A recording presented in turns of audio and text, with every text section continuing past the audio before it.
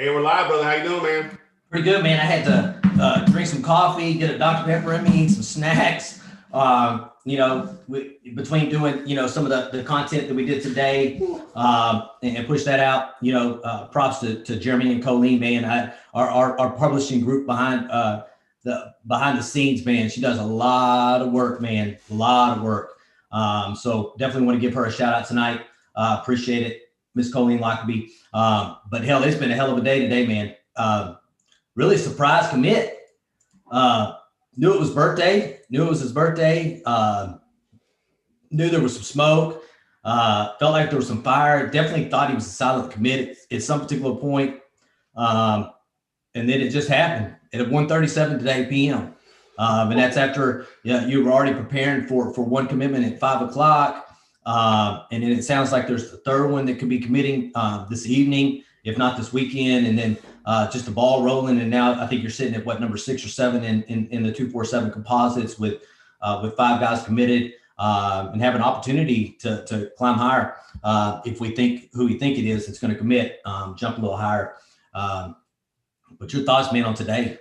Man, I'm smoked, bro. I'll be honest with you. Like, I feel like a D coordinator who's watched every piece of film from the first dude to the 500th film today. Because we know this coaching staff is gone border to border, and they can pull any recruit at any given time. And so if they've offered them, I pretty much watched the film in the last 48 hours. It's crazy.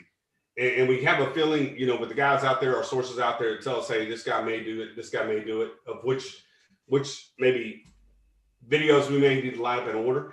But it has been a crazy last 12 hours, to be honest with you. From the moment we got up, we've been cutting film, feeling, like I said, just on the notion that these guys are going to do what they're going to do, and can't be more happy to have the second-ranked quarterback, to have the fourth-ranked running back, to have the sixth, best receiver. And Clint talked about the other day, you can have a chance to get 3, 4, 5 if you get C.J. Williams, Coleman, and help me out with Evan Stewart. Along with the guy we cut a film on today, Armani Winfield. Like, how you better be prepared if you're covering the Texas Longhorns to be able to cut videos on all these guys. But phenomenal, absolutely phenomenal. What this group has been able to do since they came into this job a little over a month ago. I'm very amazed. It's funny. It's funny because and I was actually going to talk about this before the actual comment come out there, and I'm not going to comment to the comment that was made. But it's funny because the guys to the east and the guys up north, you pull in a 5-star quarterback and they're going to find some reason to create negative storm on why this guy's not good enough to play. I'm going to tell you, it's one thing for one recruiting agency to put an individual that high. It's common for 2 people to put somebody up that high, but it's very uncommon to have 3 people that put one person up that high with very little film. Does that make sense? And if you go look at rivals, you go look at ESPN. ESPN has them at number 16, right? They have a 16, which is, obviously 247 is the one we kind of go off of, and then you have rivals and you have ESPN. But it's funny that none of these recruiting analysts can find anything wrong with this guy, with Malik, with very little that is shown. Obviously 7-on-7 is not against 11 defenders on the field. Doesn't have a lot of, varsity tape, doesn't have any varsity tape. Played junior varsity. I think he played half of the season. Hopefully he gets some varsity season in this year. Looks like they may play 5 games. Hopefully California allows it. But it really comes down to looking at what Sark's been able to do. One of the funniest things that I seen today, and this kind of goes for you, Jay Paul, or what his name is, Jay Paul is back, Jay Paul is back, Jay Paul is back. It's funny what Sark did with a 3-star Mac Jones to the SEC. So, hey, how do you defend that? You got a 5-star quarterback that hasn't done anything. You have 3-star that didn't start at his own high school, but then went to Alabama to sit behind a bunch of 5-stars and still did the same thing as a 3-star in the SEC, who's supposed to have the best defenses in college football. Again, so I don't think you don't have to. You said what you said earlier. Yeah. Recruiting services like Rivals, 247, ESPN have been doing this for years and years and years. As long as we have been adults, And so I've evaluated film. You've evaluated film. These guys have evaluated film. And I can watch a dude with no step throw a ball 35 yards down the field to the sideline on both ashes, and understand that's nothing but generating arm talent and arm strength. It's not a 3-step drop. It's not a 5-step drop. It's not a desired route, and he can wing it like within a foot. Like nobody had to move, take a step from a 15-yard out to a 25-yard out to a 35-yard out, and we've seen him roll on the run, throw the ball 74 yards. I'm not going to allow those guys to poop on this commitment. I'll keep myself clean tonight. To poop on this commitment. Again, we have the 2nd-ranked quarterback in this class. We have the 4th-ranked running back in this class. Currently, we have the 6th-ranked wide receiver in this class, and only getting better. So we're going to jump above Oklahoma, I think, at the end of the night. We have a couple more films ready to go for this weekend. We don't think it's over. Continue the momentum. And guys like Jay Paul, we're really not concerned about you, man, at this point. It's February the 13th. And guess what? Our football team is going in the right direction. We're really not concerned about what you have to say. Yeah. So I'm not going to do what I normally do and mute you. I'm going to let you go because this is a night where Longhorn fans can thrive. Yeah, absolutely, man. So when's the last time we've actually had 2 5-stars committed in the same recruiting class, which is crazy too to think about that. We've had, the number 1 and number 2 quarterbacks in the same class committed to the University of Texas. I look at it like this, there's a lot of hurt feelings over yours not coming back to Texas. There's a lot of hurt feelings over that. I look at it like this, you can't go wrong with Murphy. You can find flaws in yours game, just like you can find flaws in Murphy's game. I think the only thing that you see from really yours is that he's playing against 6A competition as a varsity quarterback, and he's been doing it for the last couple of years and taking his team to a state championship. But there's flaws there, man. There's flaws there. He's not perfect. And I think Glenn Keller said it best on here. He says, really don't care about the stars here, but if the ceiling is high as what is being said, he could sit a year or two and develop under Sark. And that's what he's going to do anyway with the current class that we, state of quarterbacks that we currently have with Casey Thompson and then Hudson Card and then obviously Charles Wright. In succession, he'll have some years to kind of sit back and be able to develop and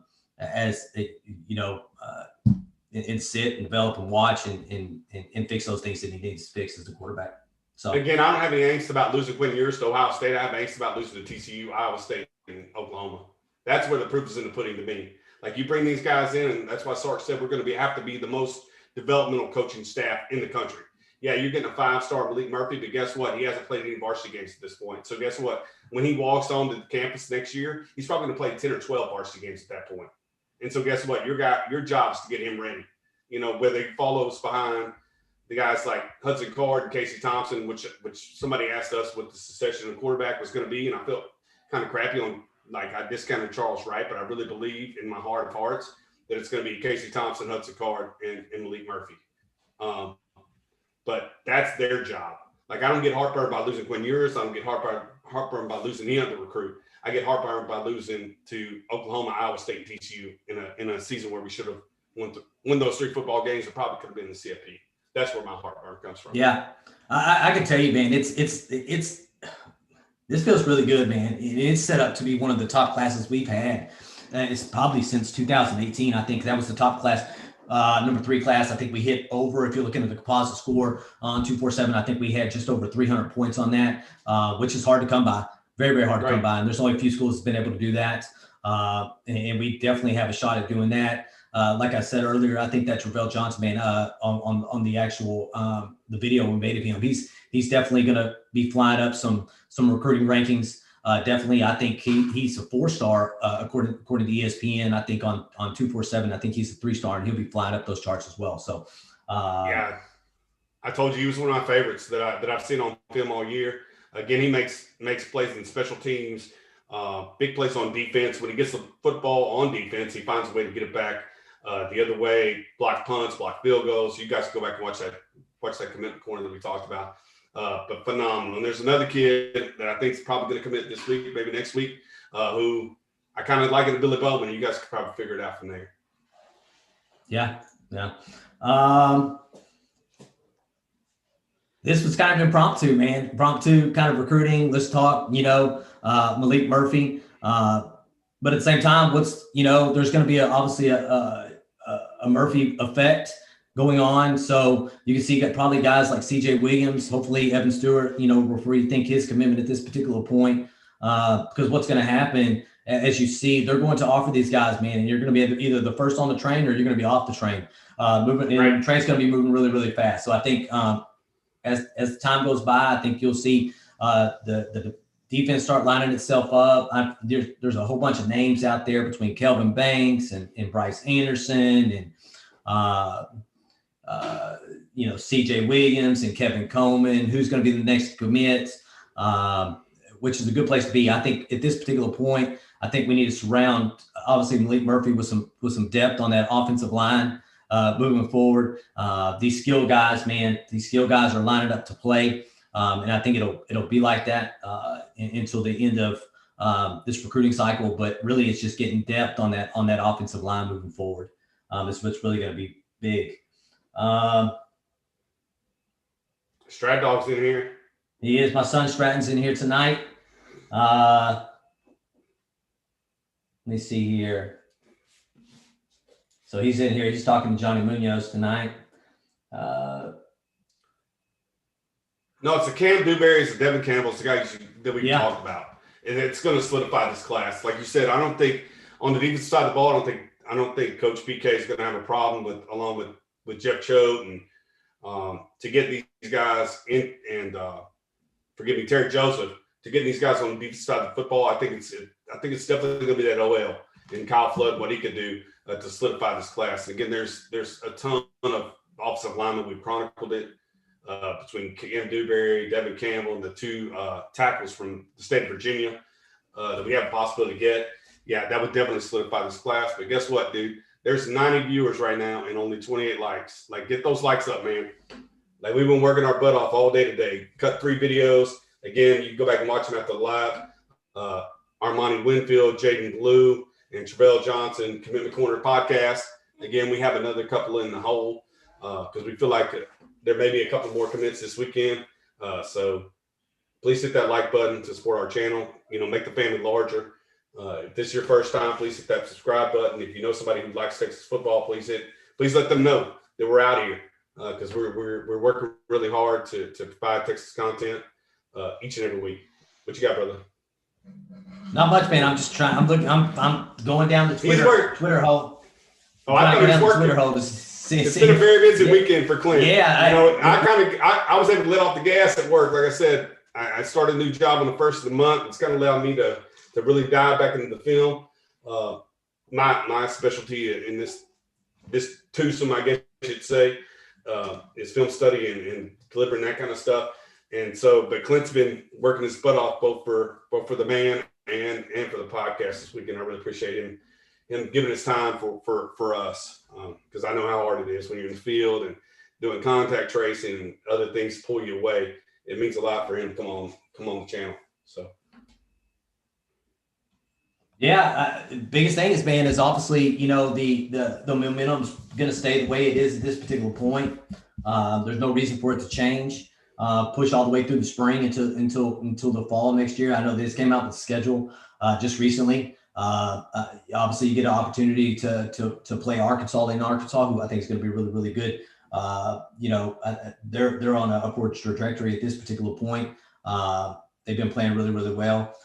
So that's going to be a really, really good game. And then it seems like our away games are going to be pretty tough this coming year, man. So really just need to keep this momentum win games, man, and recruits will come. Think about it. What's really good is, Texas has probably been at their worst for the last 10 years, but you've been able to really consistently get top 10 classes.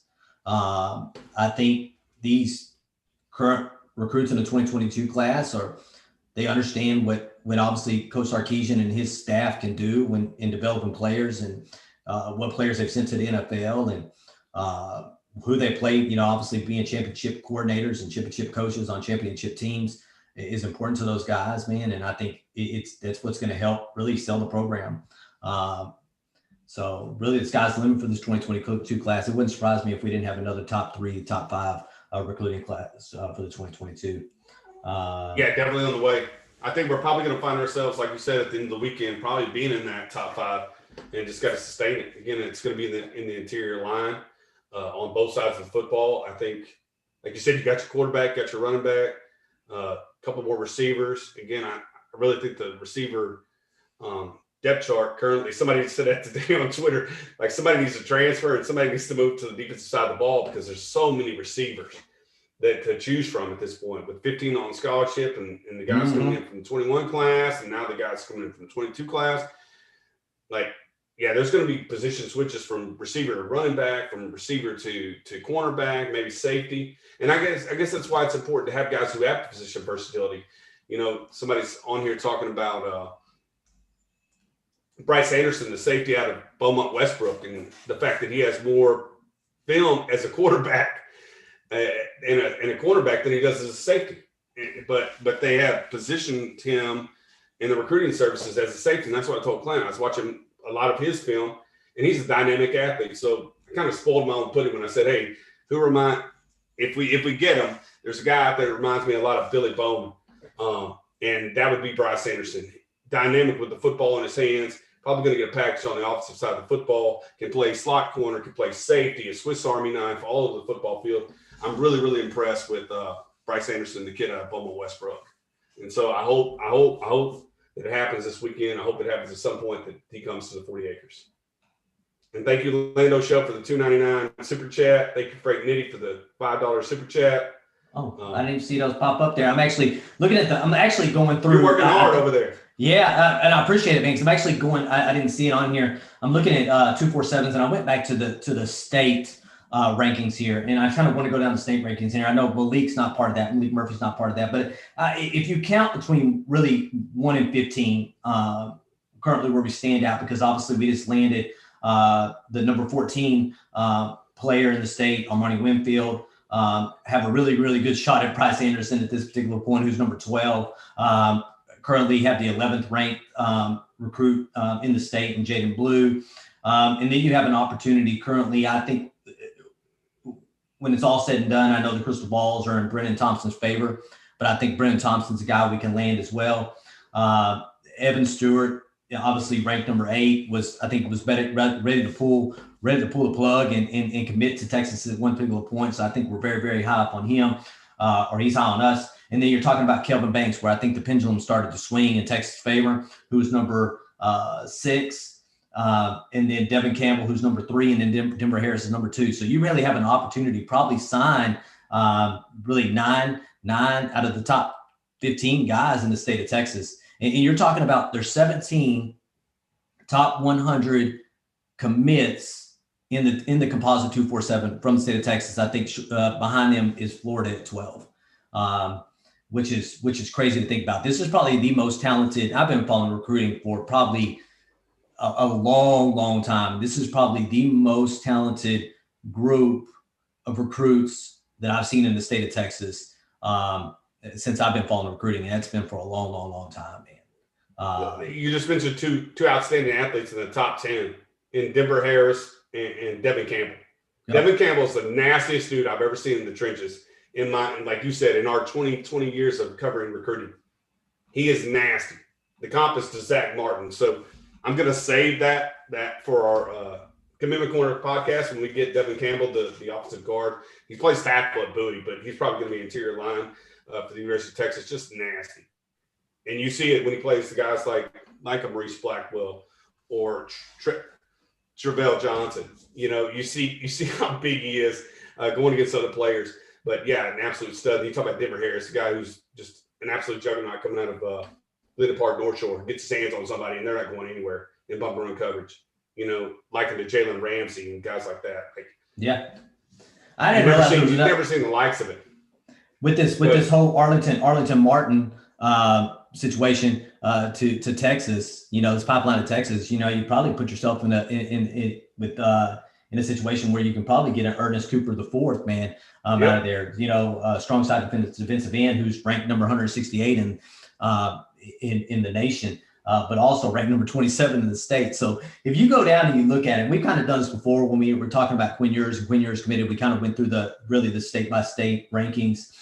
you got to get all the way down to Christian Driver, who happens to be 30th in the state. Yeah, 30th in the state. Yep. Yeah, but in the nation, he's 200. So you got 30 of the top 200 guys from the state of Texas in the top 200, which is crazy. You know, yeah, Lance, we kind of go ahead. We kind of covered Terrell Johnson being underrated in our Commitment Corner podcast. Yeah. I hope you got a chance to see that because he's effective in every level of the football field. Again, I think he can play outside linebacker, inside linebacker, safety. He can be your edge if you need him to. To go back to Mark's comments, I don't know if he's nastier than Casey Studdard. Casey Studdard's about our age. So we really weren't studying film back then and studying offensive linemen. But, yeah, Casey was pretty nasty at the University of Texas. But Devin Campbell's another dude. Like I said, he puts sand on you 5-10 yards backwards. So it's crazy. It's funny because we were actually watching Campbell's tape.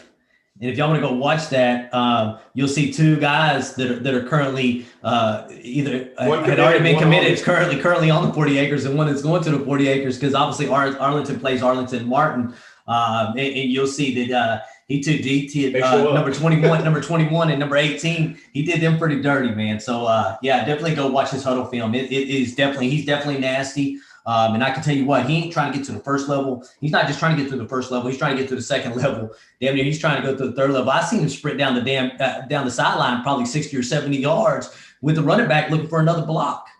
Did you see him and Cam Dewberry going back and forth about I'll run any route against any offensive lineman and burn him? And Cam Dewberry said, "Watch your mouth."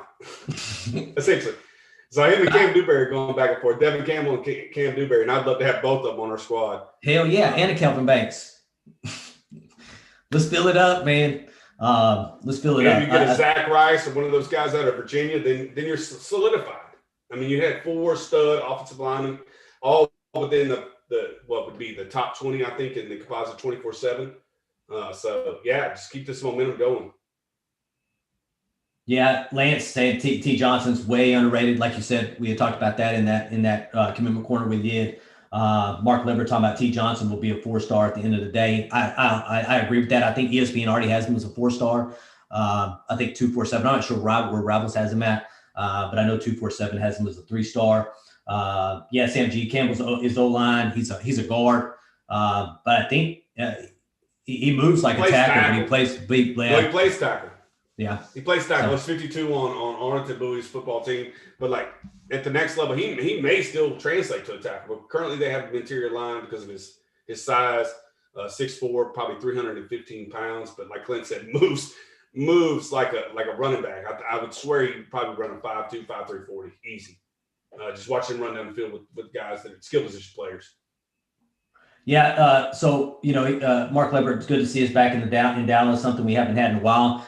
We talk about that all the time, man. And I think that has to do with obviously Jeff Banks and his ties to the Dallas area, but it also has to do with landing, help me out, Lancaster's head coach. Chris Gilbert, Lancaster High School's head coach, now the high school relations guy, will allow you to do that. Obviously, you're still going to have to fight, tooth and nail. Obviously, Samples is doing good things at SMU, and he's trying to keep those guys in Dallas, and has done a really good job of getting those guys to SMU. But yeah, it's really good to get back in the DFW area. That's where me and Jeremy are from. We love that area. But we always talk about parts of the state. I'll never discount East Texas, and I definitely don't discount the Golden Triangle either. And we kind of talked about that a little bit in some of our previous podcasts, man. Those guys out of East Texas, man, they're hungry, they're driven, usually from smaller places, man, and they fight like dogs. And then they go triangles, just really, really, really good at producing defensive backs that do really good at collegiate level, and then go off to the pros and do good things as well. So yeah, you're talking about Earl Thomas, you're talking about PJ Locke, you're talking about like over and over and over again that Golden Triangle and defensive backs, phenomenal. And like you said, Bryce Anderson is related to PJ Locke and current running back recruit, Jaden Blue. So we'll see what happens with that commitment. Again, he decommitted from LSU. We'll see what happens to him. Hey, y'all let us know something. Y'all let us know something that pops off while we're on here, okay? Because I don't want to have to keep looking down at my phone and looking at Twitter to see if something happens. So y'all let us. It's that kind of day. Like I said, everybody says it's got to be on the swivel with this current coaching staff because anybody could go with any given day.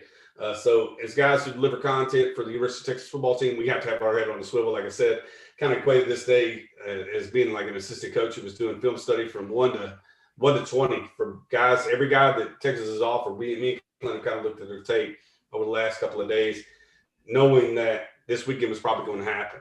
But there's 121 guys in here, 56 likes. Please hit that like button. I've kind of taken over Clint's role. Yeah. And it kind of, what do you call that? The shameless plugs. Shameless plugs, yeah. But Clint will tell you that it kind of drives the algorithm that gets our stuff up top. Again, it's a family, it's a brotherhood. I really appreciate you guys joining in.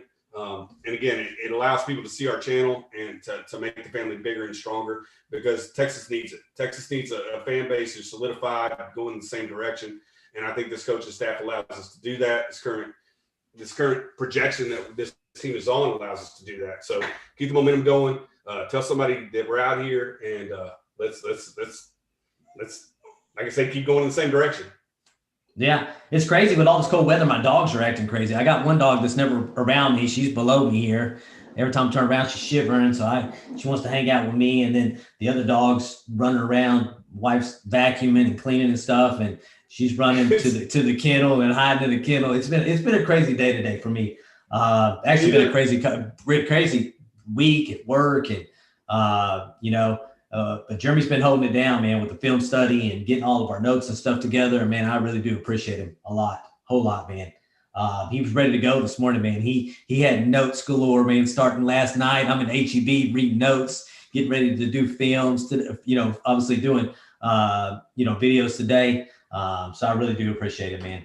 But again, like I said a little bit earlier, it's my first weekend to be able to do that probably since March of last year. So it kind of lined up, I've been able to take a little bit of a knee. He hasn't been able to, so we kind of got to pick each other up just like a team would, and he does great at delivering content. So all I can do is give him what I think, and then I tell him to, hey, mess with it a little bit, come with your angle, and we'll get after it. But so I was about to say, to me, it's because there's a lot of recruiting talk on here, which is fantastic because Clint loves recruiting a lot. And I think that's really where this channel started at. This is what me and Jeremy talked about the most, honestly, what was recruiting in the off season. In our, obviously it's kind of grown from there, but I think the toughest thing about 247 right now is that when you're looking at offers, it's hard to tell what new offers have come from without actually digging into each player and seeing when they were offered by the new staff. It's difficult to tell who's been offered by the new staff versus who was, obviously offered by the old staff for that second quarterback. I know he went out and got that, preferred walk-on from California in the 2021 class, the 3-star there. I just don't see us taking another quarterback. Running back, I know there's, obviously at this particular point, you got the number 4 running back in the nation, number 60 in the nation, number 4 running back in the nation, and Jaden Blue. And there's some talk, somebody was just talking about there's a good chance that we may get another running back tomorrow. And I know there's been a lot of talk about Jamarian Miller, who happens to be the 188th ranked player in the nation and the number 18th ranked, running back. Currently, like you said, go ahead, Jeremy. Almost like you said, if you're going to get on board, man, you got to get on board quick because I think there's probably 28, 25, and if they don't use any of the 4 scholarships that they had after the 21 recruiting class, there may be a max of 28. But again, I think this staff is probably letting these kids know, hey, at this point, I want 2, like you said, one quarterback, maybe 2, 2 running backs, 3 receivers, 4 offensive linemen, 5 defensive linemen, 3 linebackers. And I think they know that. And if they're honest with these kids, then these kids say, hey, if Maalik jumped and there's only 1 quarterback slot left, then let me be that guy. If there's 2 running back spots and Jaden took that 1 spot, then let me jump in here. I think this class is going to be solidified relatively early. And like you said, it's going to depend on the team's performance in the fall to whether they stick till December.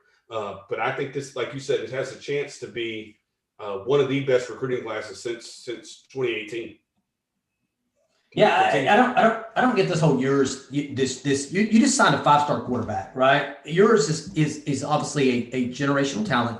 He's a 1.00 for a reason, but unfortunately, he did when he decommitted from Texas. He decommitted from Texas, right? And they're only going to hold your roster spot for so long, or your scholarship for so long before they say, hey, you know what? The ball is in my court. I'm going to give you an ultimatum. Either you want to come back or you don't want to come back. But you're not going to sit here and hold me on a maybe when I have another 5-star quarterback that I have an opportunity to get, because now I'm going to run this other guy off. I don't see how y'all see that that's okay. So some people are like in their feelings over, well, yours got ran off by the other head coach.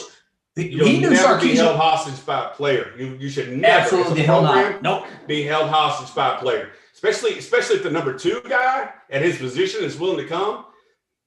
Again, because what's to say he got his feelings hurt, right? So he committed to Texas and then he went to Ohio State.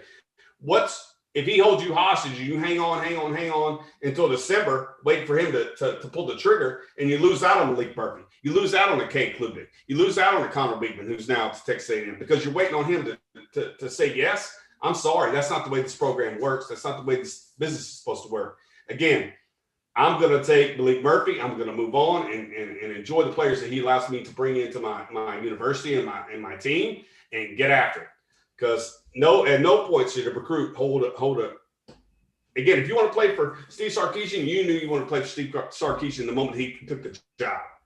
And again, he's not going to pay for Tom Herman's, whatever that situation was, and shouldn't be held responsible for that situation. I get it. We really needed to get that out to I have to get off the boards because it drives me crazy. It's like, well, I don't understand why they didn't wait on yours. They could have held off. Absolutely the hell not. And you said it best.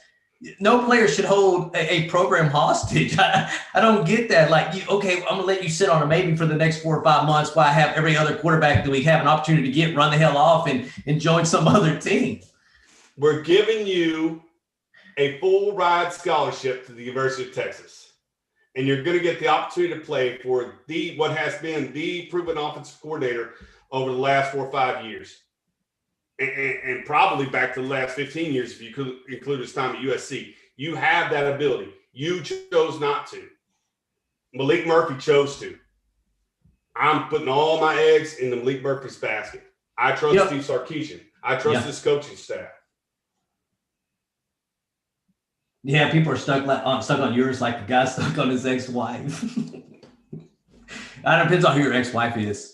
Again, if you had to settle for the number 30, if you had to settle for the number 30 quarterback in the class, maybe I feel like you do. But you got the number 2 guy, a 5-star, a perennial 5-star, with as much upside as the quarterback that I've seen, the likes of Vince Young. So I'm sorry, that's just the way the cookie crumbles, man. A7 said, like them now, please. Y'all hit that like button. A7 said no, it's real. Yeah.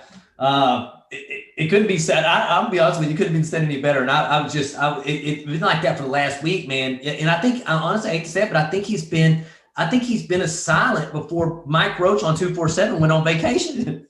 I think, and I don't know much about it, but I think he has been a silent for a while because you could just feel it. Because there was nothing coming out saying that he wasn't interested in Texas. And I just get this feeling that he was ready to pull it. And I think he was just waiting for his birthday. Today happened to be his birthday. And he said, hey, and by the way, his edit was fire, by the way. It had LA and half LA, half Austin scene, man. That shit was fire. So whoever did his edit, I got to give him props, man, because that definitely those guys. And for those guys who are probably going to say Jeremy's hindsight 2020, if you go back and look a couple of weeks ago, we talked about Cade Klubnik and Quinn Ewers in that state championship game. I said he outplayed him, and I've watched film. And like I said, I was all over him in August when he decided he was going to commit to the University of Texas. I was all over Quinn Ewers and his arm talent as a sophomore. But I think he may have regressed a little bit. They say it's injuries, but I don't think the guy who was slinging the ball his sophomore year is the same dude who was slinging the ball his junior year. And again, you're not going to hold this program hostage, especially since the second-ranked quarterback in the country wants to come this way. It's not going to happen. But So Johnny Munoz asked Johnny Munoz asked the question. He says, if Sark has tons of success with Texas, does he leave if the NFL comes calling, or does he pull a Saban and stay in college? Honestly, I think he's a college coach. I do too. And every conversation he's really had with obviously the media, he's obviously going to say, I think he says things from his heart. I think he wants to be in a program like Saban for 14, 15, 16 years and be able to turn it over when the time is right. Obviously, Sarkisian is a young guy. Hell, he can stay here for the next 20 years, 30, 25 years, as long as he's successful and nobody runs him off. But I think he's a college coach that wants to be in college football. And I don't see him leaving for the NFL. And I think there's something to be said. You kind of chronicled it earlier this week when you said toe-to-toe. When he said, hey, I want to be toe-to-toe with Saban, there's a reason why we should be toe-to-toe with Saban. So I think as long as Coach Saban is in the college game, I think Coach Sarkisian will be too. There's something to beating your mentor and continue with your mentor. And it helps that Alabama's on the schedule in 22 and 23. Mm-hmm. And somebody wrote earlier that if Texas gets beat by Alabama in 22, it's going to regress their program. I'm not seeing it that way, man. This is a 7-time national champion. You know, I just want growth. I want us to continue to go in this path that we're going. Where we're getting, like I said, the second-ranked quarterback, the third, fourth-ranked running back, you know, where we're continuing to build on our talent, because we know that we can compete with the likes of Alabama, Georgia, Ohio State when we're at our best. But it's going to take this coaching staff, again, get these kind of athletes in here and developing them week after week after week. And I didn't get a chance to watch the first live kind of workout with Steve Sarkisian, but I kind of saw people retweeting it.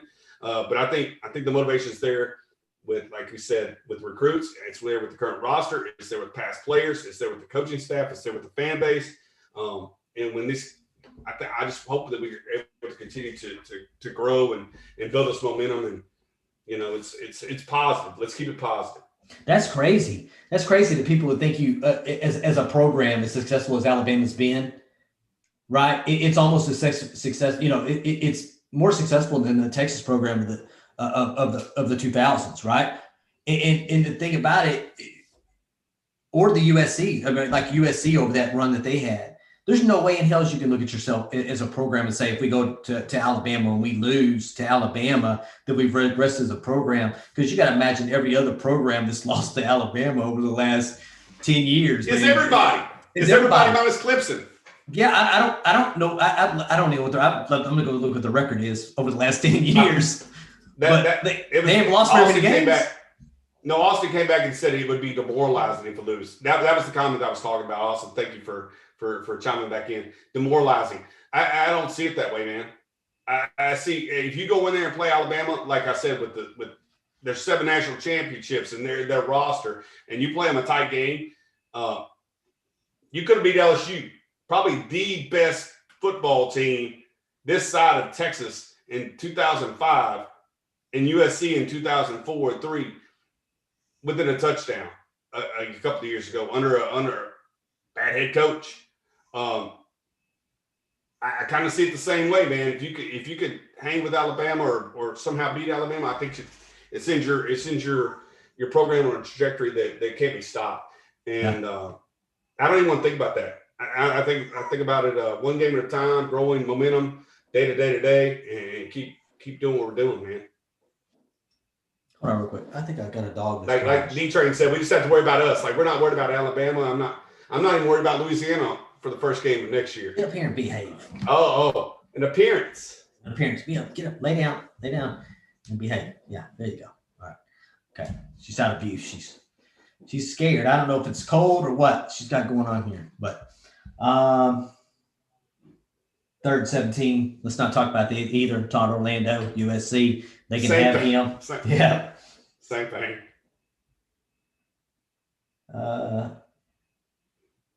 Yeah, let's not. I'm not want to go down the pass, and I don't want to talk about games that we possibly could have won, but we lost because of bad coaching. Definitely don't want to go down that.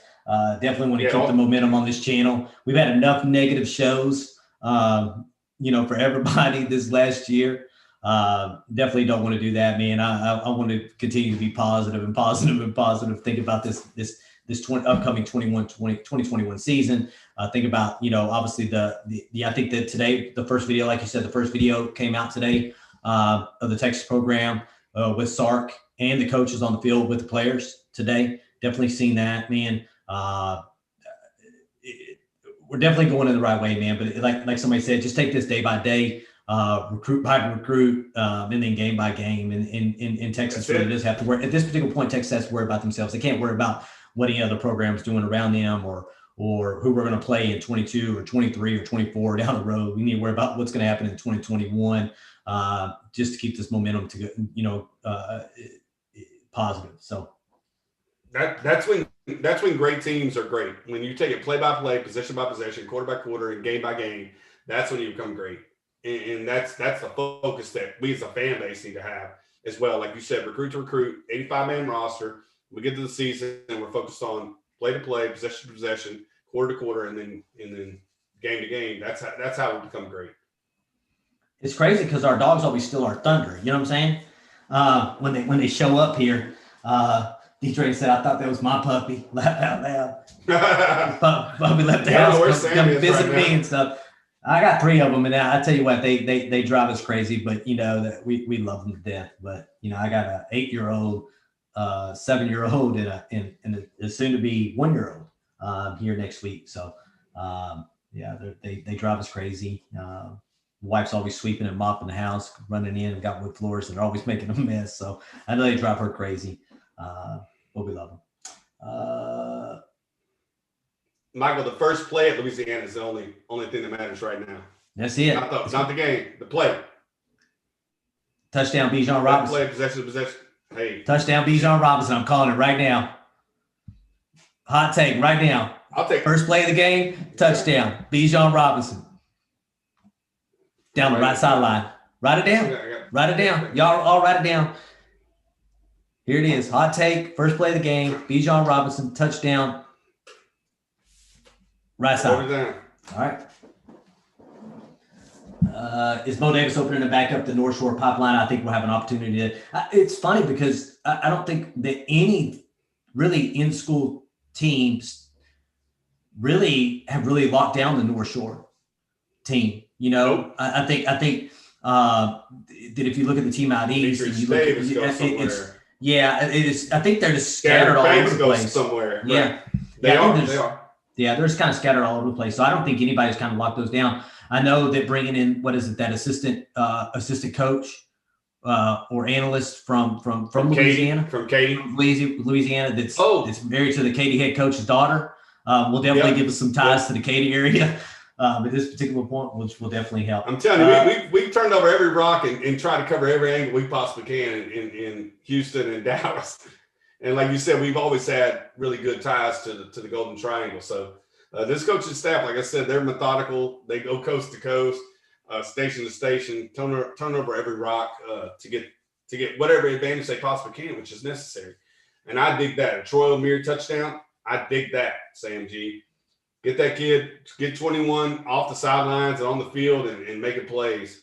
Again, a guy that we don't normally think about because, again, he hasn't played it down at the University of Texas, but we know what we saw last year in film during the summer, and excited about him. So we had a Deshaun Jameson 100-yard kickoff.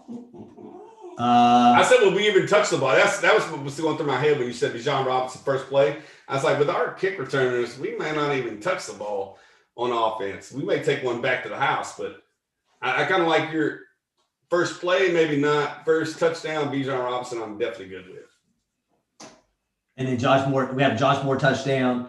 And then Johnny Munoz obviously brings up the fact that the last 2 seasons, the player wearing number 6 has had the first touchdown of the season. Something to think about there. If you're into what do they call him? Johnny Munoz hedges his bets because then he came back with calling it Juwan Mitchell scoop and score. So Johnny Munoz is covering both sides of the football. Both sides of the football there. RB Texas locking down DF Dub is paramount. Too many of those fellas slipped to OU. I definitely agree with that, especially those skill players, man. Skill players.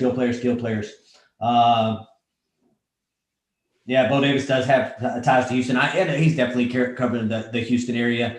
Terry Joseph, I think, has some ties to Houston as well. But he also has ties to Louisiana, being a high school football coach there for 7 years. And then Blake Gideon, Austin area, Austin. I don't think Gilbert, Dallas, Banks, Dallas. Like they got it. Oh, Hook and Batiste. Bo Davis coached at North Shore from 1998 to 2001. A little history there. Did not know that. Did not know that. Thank you, Hook. Appreciate it. Bo Davis has coached in a lot of great programs. North Shore, Texas, Alabama.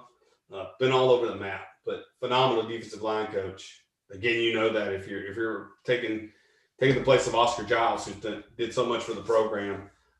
Yes, Mitchell's number 6. Number 6. Yeah. But yeah, Bo Davis is, like I said, covered coast to coast. You want to give one more pub to the channel, and then we'll get off here and see what's happening tonight. Real quick, I'm going to ask one more question. See where we're at with this one. This may be a difficult one. Who's leading rusher next year for the University of Texas? All right, that was a difficult one. That was a difficult question. No, I'm joking. Nah. Absolutely, man. If y'all haven't hit that like button, we appreciate you joining us tonight, man. Me and Jeremy were talking about it. We're like, hell, there's no way that we could not get on here tonight. I think there's a third impending, commit out there this weekend. Me and Jeremy may be prepared for that one as well. But yeah, there's no way that you can't, go out there and get a 5-star quarterback and Malik Murkey, second ranked quarterback in the nation, and then turn around and get you a hell of a defensive player out of the DFW area there in Arlington. And then, obviously have another potential commitment and not get on here tonight and want to talk a little bit of football with y'all, man. We were excited. Jeremy's had me up since about 7 o'clock this morning. Working. But it's all good, man. He's been fired up all day. He's been fired up, but he's been working. He's been working hard. But KD35 said Bijan. Anybody outside of Bijan is probably going to be the wrong answer at this particular. David Yancey said Daniel Young. David Yancey said Daniel Young. Hit that like button, man. Hit that subscribe button. If this is the first time for you guys to see us, man, please hit that subscribe button. If you know folks that are out there that like Texas football, please let them know that we're out here working hard to deliver Texas content each and every week. Love you guys. Appreciate you guys. Make the family bigger. There's other great programming out there. Please enjoy those guys as well. Send us on the outro, brother. That's it. So real quick, somebody asked where you can find that video of the coaching staff. It's just a little, probably 15, 30 second little clip there. You probably go to Texas, and we see it I've seen it on Twitter, but you can probably go to texassports.com and see it there. But yeah, hey, we'll see you. I think probably Wednesday is probably be our next live. We'll kind of see what happens between here and there. And then we'll kind of go from there. But we appreciate you listening as always. You never know. You never know. Hit that like button, hit that subscribe button, so you can see when we're putting out some content. We do have some more content coming out soon. Also, you can find us on Twitter at TX Football Talk, on Facebook at Texas Football Talk, and on Instagram at Texas Football Talk. Y'all enjoy the rest of your weekend. Y'all have a wonderful night. And with these slick roads out there, y'all stay safe. And we'll see you on the next live. Hook 'em.